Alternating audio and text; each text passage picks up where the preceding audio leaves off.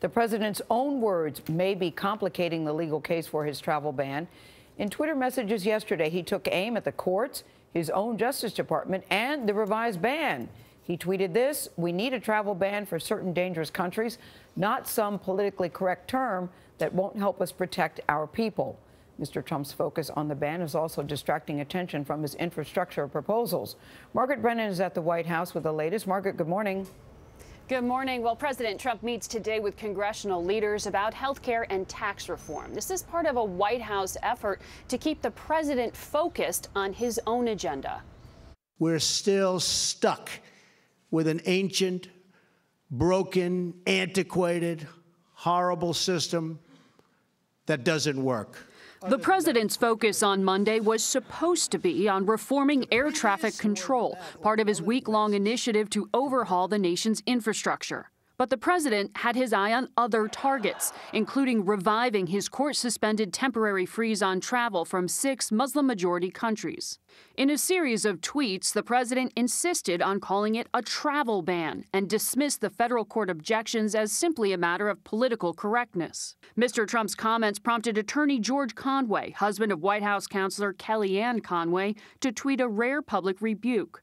The president's posts may make some people feel better, Conway wrote, but they won't help get 5 votes in the Supreme Court, which is what actually matters. Sad. Donald J. Trump is calling for a total and complete shutdown of Muslims entering the United States.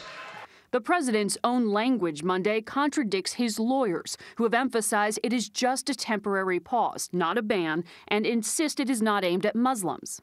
This is not, I repeat, not a ban on Muslims. Well, first of all, it's not a travel ban. Federal courts have doubted that and suspended the president's executive order, citing the backdrop of public statements by the president and his advisors.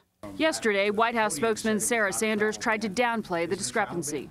Look, I don't think the president cares what you call it, whether you call it a ban, whether you call it a restriction. President Trump also continued to feud with the mayor of London, Sadiq Khan, whose public statements the president characterized as pathetic.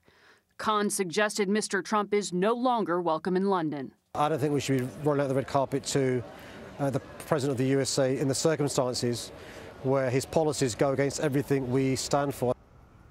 That's not the only distraction. Yesterday, the White House Legislative Affairs Director admitted that having Congress focused on the Russia probe detracts from the Trump administration's agenda. Norah, that's making it harder for them to achieve their goals. All right, Margaret, thank you so much.